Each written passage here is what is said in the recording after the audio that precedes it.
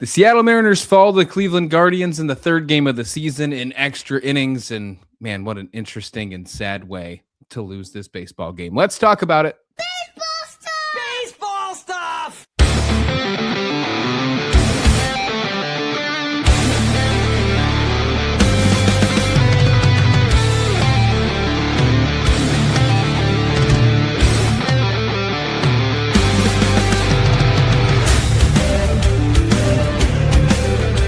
Yes, welcome on in to Hold My Trident podcast, the Seattle Mariners podcast, and we are reacting to the Seattle Mariners falling and moving to 1-2 on the season after falling in 10 innings to Cleveland Guardians 6-5. Don't look now, but the Seattle Mariners are fourth in the AL West.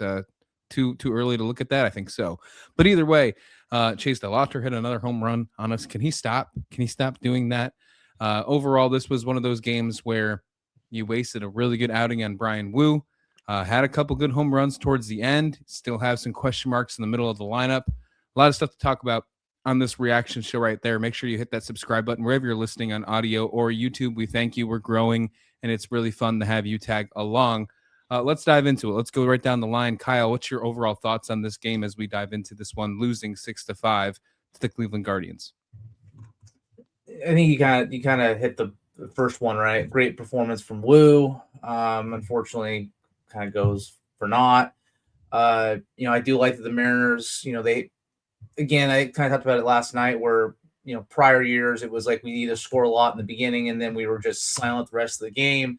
You can see that we're scoring throughout the game, which is imperative. But unfortunately, just one few things just didn't go our way. Bliss not getting a bunt down, striking out, after Cole Young gets that double. And then obviously the untimely strikeout from Raleigh, who's just really struggling right now. Him and Julio both are way underneath the ball. I think it's just I think they're trying to, again, they're powerful guys. They hit for home, they hit for power. But right now those swings are so loopy that they're just underneath everything. And in a pitch that really the top of the zone, Cal more so, he hits those. But I feel like he's so loopy that he's just underneath them and he's striking out at this really, really high clip. Julio, though, that in and out swing that hit that single, flattened it out, was able to kind of square the ball up where he hadn't been all, for the last couple of games. I'm hoping that they start to simplify things and go, hey, we need to put the ball in play. Everything else is going to kind of come later. They're too good not to. We had some good performances. Wilcox, we were texting back and forth. The guy should have been here from day one, but don't matter. He's here. I think he's here to stay. But I just love the way he pitched. I love that he attacked the hitters. He trusts his stuff.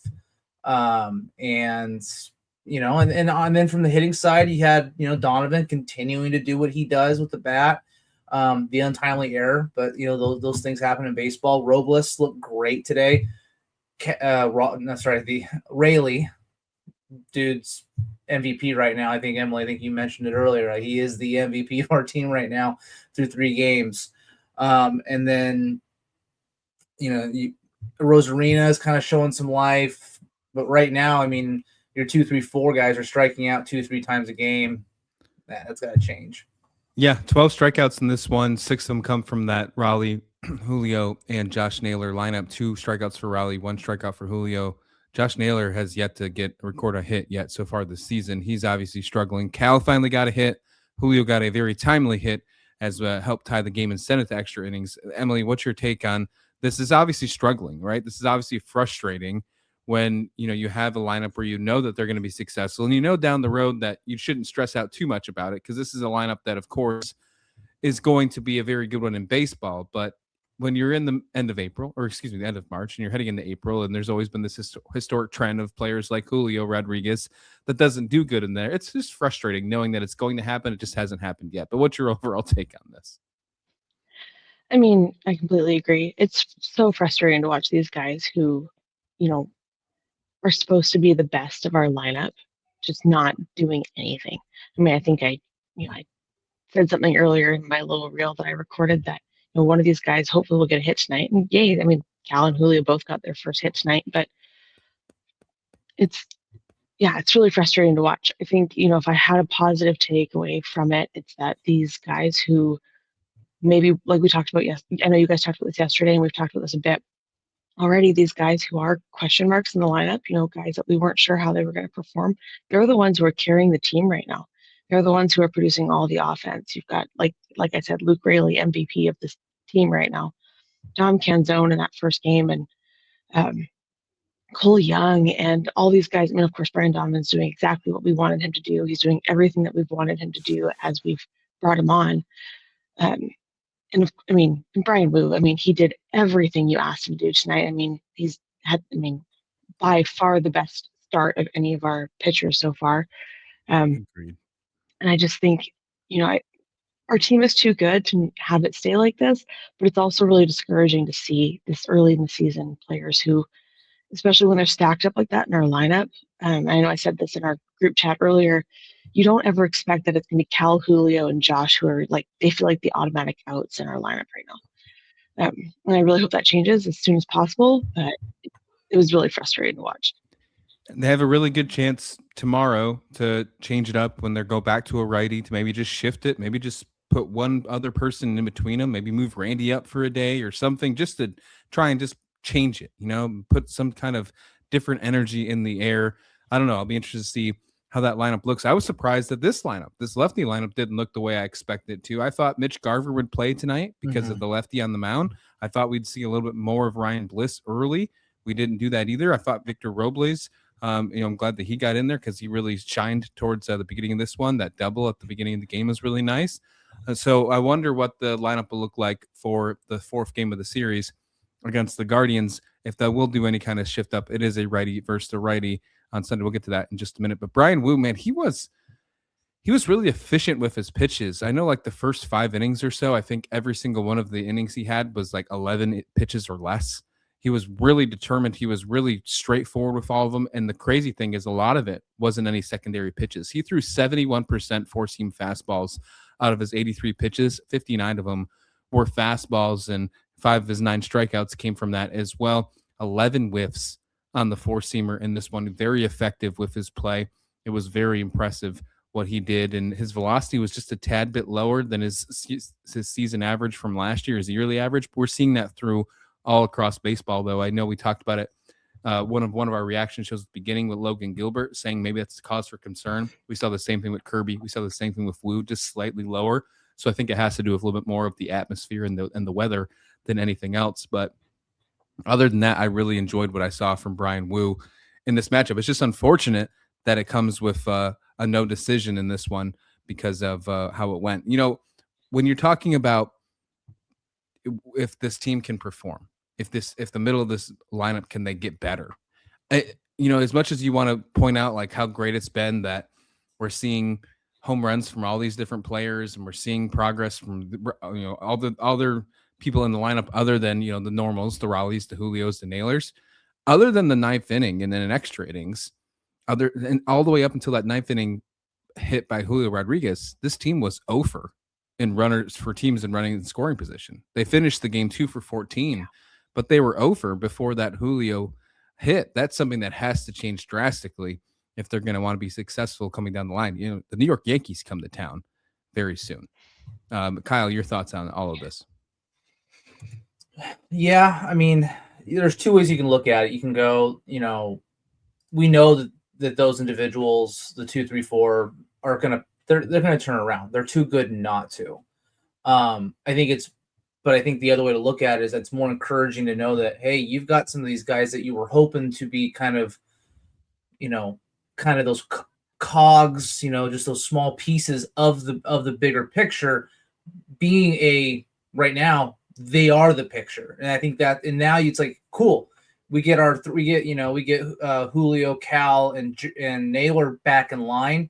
That just makes this team better than maybe what we were expecting it to be. While we were going, okay, those 3 are going to be the main source of production, and then these guys will participate when they're streaky. Well, right now they are it, and I think if they can continue to, maybe it's not to this clip, but it's somewhere around there, I think we might be more surprised on how this team finishes than we were even expecting, which I know we've had lofty expectations of this team coming into the year. So I'm going to try to take the silver lining on that in that kind of view and say, hey, I think they'll get there, but if we can have these kind of role players be even bigger and more productive, that's just going to make us that much dangerous going into the year.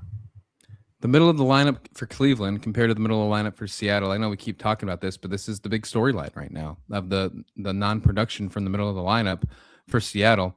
There's a major difference. Although DeLauter had 3 strikeouts, although Manzardo had 3 strikeouts, 6 of the 13 strikeouts came from the middle of the lineup. They also had 3 hits and they had 4 RBIs between DeLauter, Jose Ramirez, and Manzardo.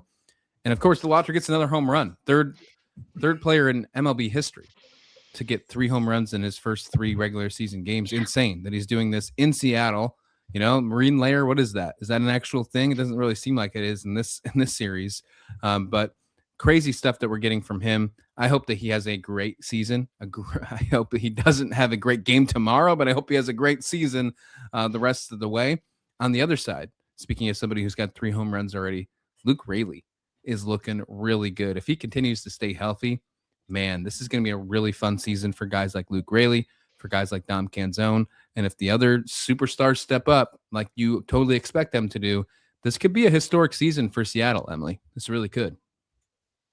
Yeah, and I just the one thing I could think about is that, when we were coming into the season and we were making our predictions of what we were expecting going into the season, the one thing I said is that I wanted production from other people in the lineup other than Cal, because for the first half of the season last year, the only offensive person you could count on was Cal. And as much as I don't love to see him struggle, because you never want to see a baseball player struggle, I love that he even has the freedom to struggle right now and our offense can score runs, because last year that was not the case, especially the first half, first couple months of the season when, we started off with Rowdy Tellez and Donovan Solano and the only player that you could count on contributing offensively was him. And I love that he has the freedom right now to have a slow start, and we still have the ability to score runs, and not just score runs, but score runs with power. We have players who are putting it over the fence, and it doesn't have to be him. And he will turn it around because it's Cal. He will. And players like Julio and Josh are going to do that. But, at the same time, you want it to happen sooner than later. And then as for Chase DeLauter, same thing. Like I said earlier, I cannot wait to see what he does as soon as their whole team is wheels up out of Seattle. Yeah. And I hope tomorrow he has, I don't know, an off day, or he won't, but he'll just have I hope he doesn't hit another home run tomorrow, but whatever. There was somebody I was tweeting with who's a Guardians fan, and I said they were talking about all the things they'd give Chase DeLauter because he's so great. I'm like, he can have all that and my kind regards as soon as he's out of here. Kyle, you went on a prediction yesterday on yesterday's reaction show and said that Woo would get the better of DeLauter. He certainly did. It was Andres Munoz that let up the home run in this one. So you were right on your prediction, but of course he still got the better of Seattle in this one, and it came at a really bad time. On tomorrow's game, on Sunday's game, depending on when you're listening, whether today or tomorrow, because this is coming out late tonight for this reaction, you got a battle of 2 righties, 2 6'4" righties, some tall, lanky guys. Emerson Hancock is going to make his season debut. Slade Ciccone for Cleveland. Kyle, what do you just want to see for this one? Try to save this series. This is try to split it and move on because you got New York coming in. What do you want to see from the Seattle Mariners lineup and from Emerson Hancock in Sunday's game?